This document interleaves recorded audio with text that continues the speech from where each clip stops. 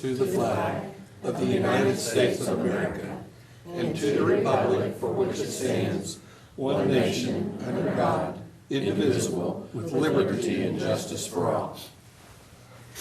All right. Please pray with me. Father, we ask that you be with us tonight as we come together to do the business of the district. Please be with our Board of Education as they make decisions that affect our students and staff of the Ponca City Public Schools.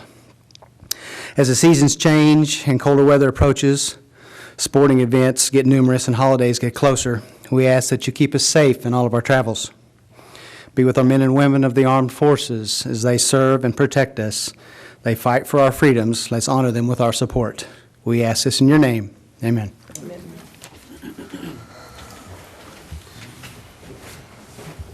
Thank you very much. Roll call, please. Mr. Clark? Present.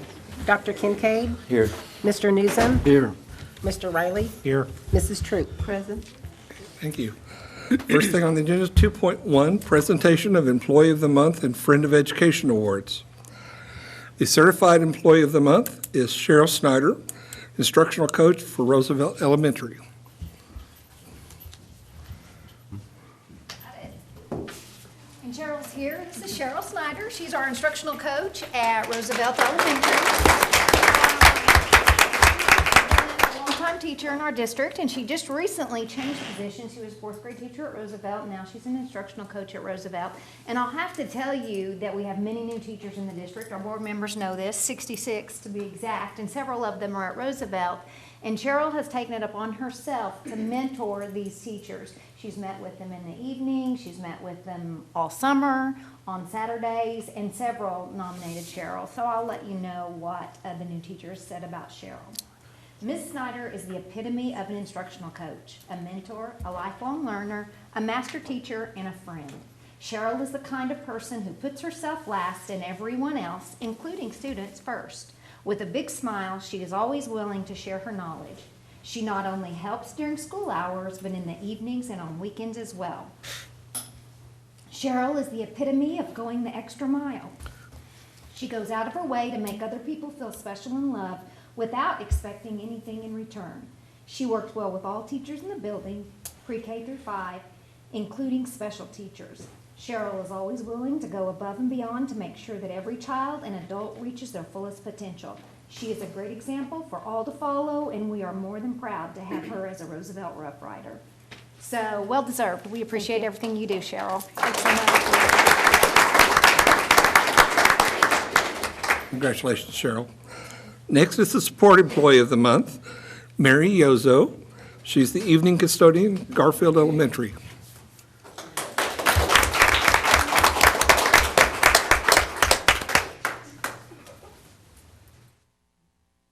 All right. Miss Mary, as most of us know her and affectionately call her at Garfield Elementary, is a very dedicated support member. She works diligently every evening to prepare hallways, classrooms, and restrooms for the next day of instruction. She is consistent in performing her duties, and she very rarely makes a mistake. However, if she does miss a little something, she will leave you a little note letting you know what happened and how she's going to fix it when she gets back. You can imagine how much mess 300 plus students can make in one day, but you would never be able to tell because as Mary clocks out each night, the floors are shiny, the bathrooms are sparkling, and classrooms are clean and ready for the students to return in the morning. Miss Mary is one of our students' biggest fans. She leaves notes of encouragement during testing weeks for the students to read. She also gives each student she sees a big smile and a hello, making them feel welcomed and loved at Garfield. Miss Mary has been on the Garfield staff for many years, and it is clear that she is in the perfect place. We couldn't imagine Garfield without her. Thank you, Mary. Congratulations, Mary. Now for the Friend of Education for the month of October. Kim Seidel, volunteer with Teen Pep.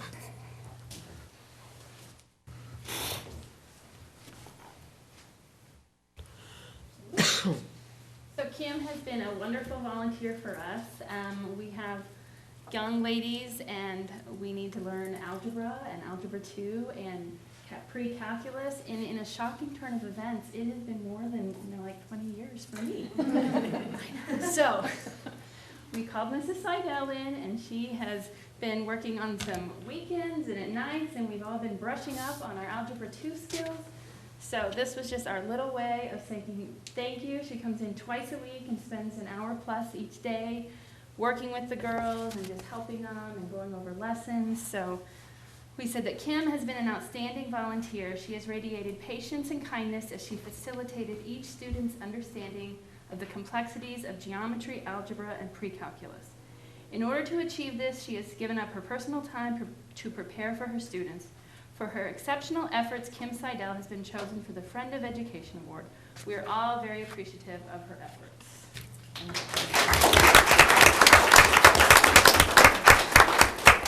Kim is an engineer by trade, and so we are going to try to keep her closer. Congratulations to you all. Next, item 3 is public comments, but we had no forms turned in ahead of time, so we assume there's no one wanting to speak to us tonight. So we'll move on to 4, which is the superintendent's report for October 1 enrollment and National School Board Conference. You know, the October enrollment is always one that's pretty important because it generally, that will be when we do our first quarter statistical report, that will be the funding that we'll get in December will be, or the, whenever we get the midterm adjustment this year, will be based on our ADM, weighted average daily membership as of the end of the first 9 weeks, but just kind of a little indicator. We are 28 students below what we had this time last year. Our enrollment October 1st of 2015 was 5,230 students. The year before it was 5,258.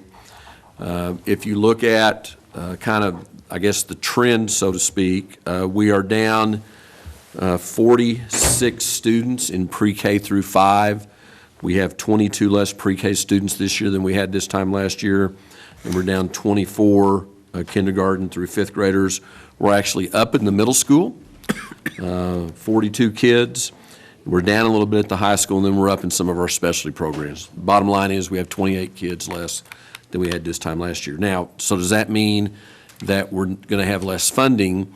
Not necessarily, because when we do the first quarter statistical report, we'll add the weights to these kids.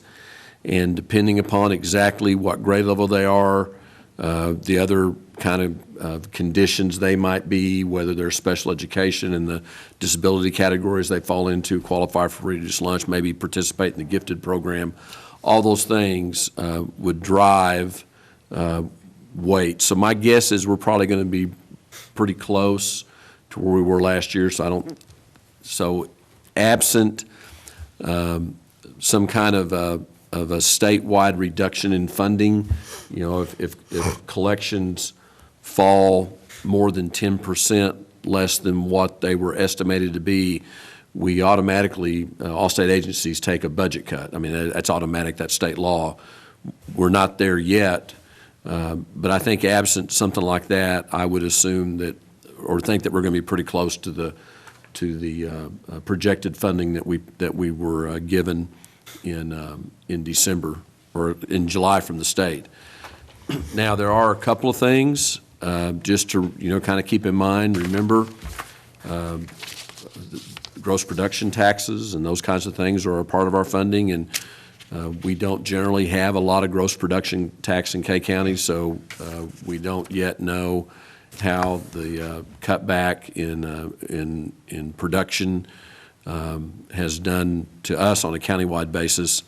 Obviously, all that plays a role at the state level, and again, the discussion at the state level so far has been that when they certify the revenue projection in December, that I think they know it's going to be a reduction. You know, the question is it going to be $700 million or $1 billion over what we have this year? So anyway, it's not, I don't think it's what any of us want it to be, but I think there's definitely going to be less revenue next year unless the legislature takes some really significant steps to hold education harmless, or at least to reduce the cut as much as they can. There are things they can do. There still is money in the rainy day fund. There still are some other things they can do. There are some tax credits and tax incentives that they could make some adjustments to that would bring some more revenue in. They could delay for a year some of the funding they've committed to transportation, which would free up more money for other state budgets. It wouldn't necessarily all come to us. So I don't think, we've had budget shortfalls in the past where there really wasn't anything they could do, but I think they still have some options right now. Now, those options will last them for one more year, and then after that, they really are kind of between a rock and a hard place.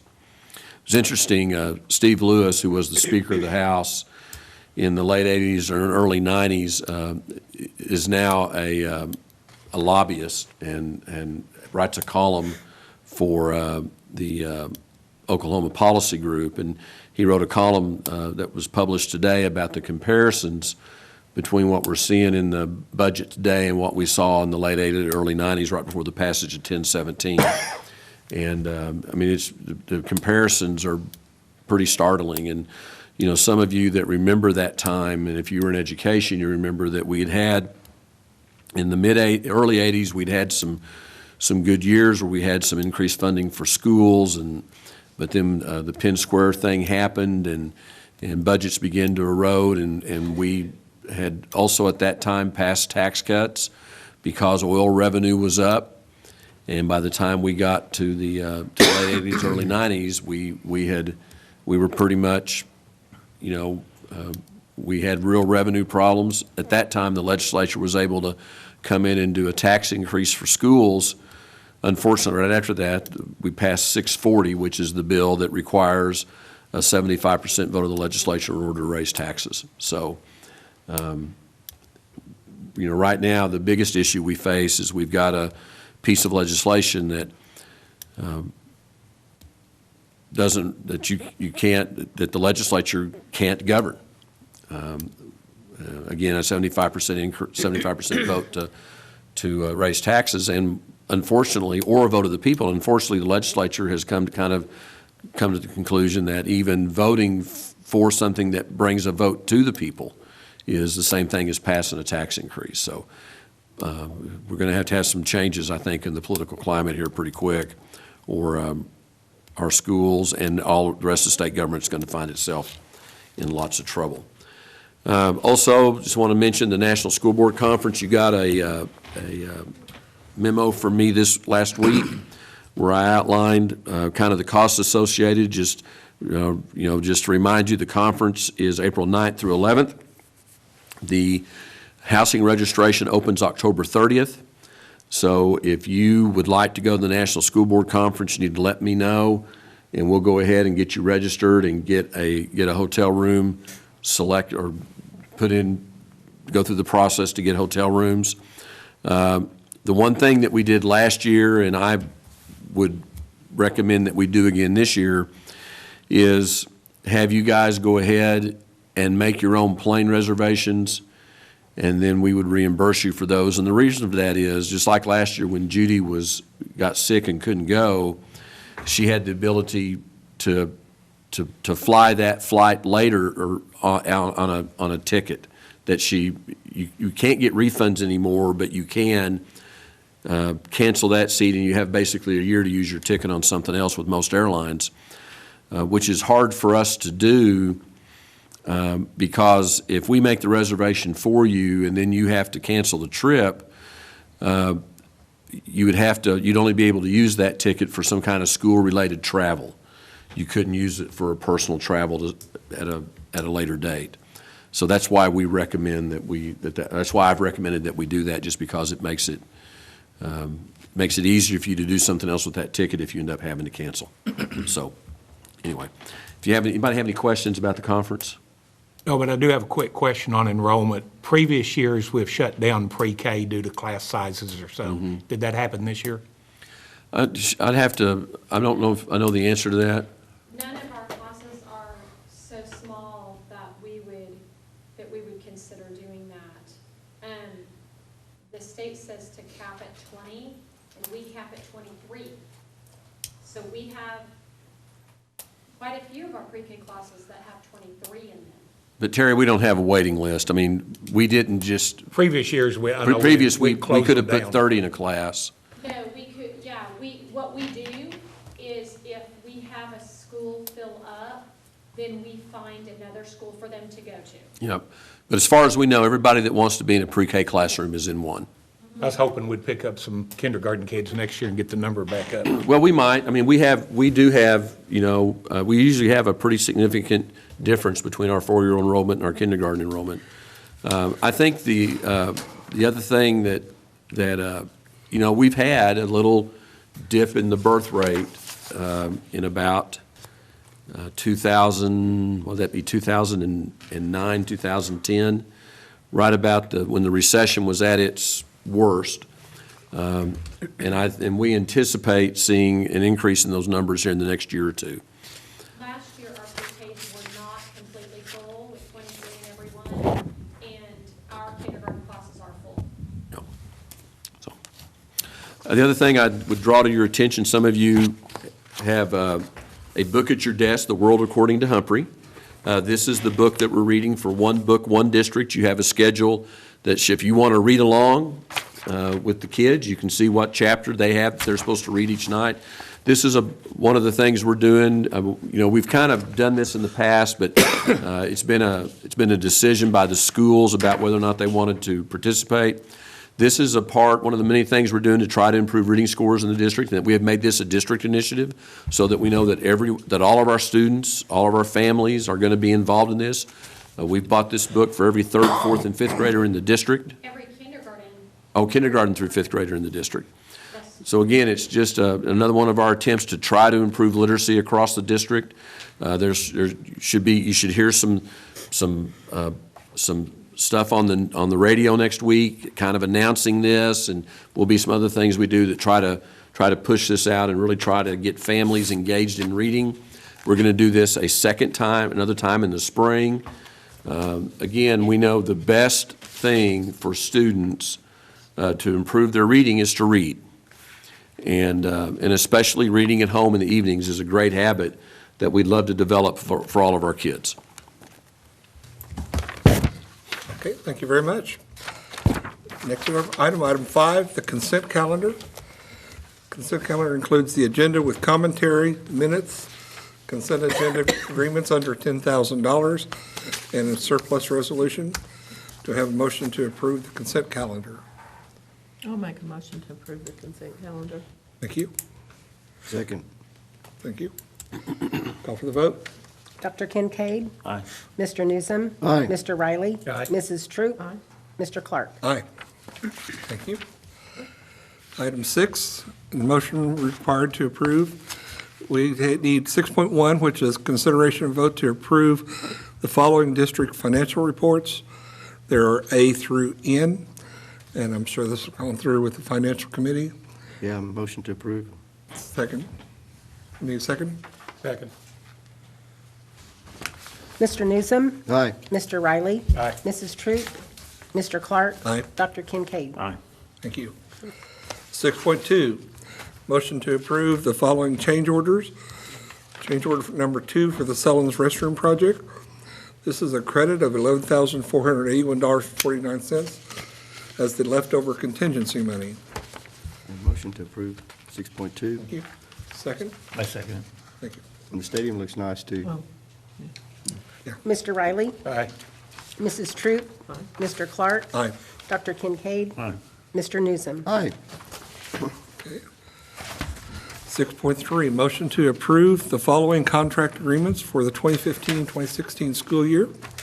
A, contract between Houghton Mifflin Harcourt and the Ponca City Public Schools for System 44, which is a reading intervention program designed by Scholastic. The cost of this contract is $66,147. This has been reviewed by the curriculum committee.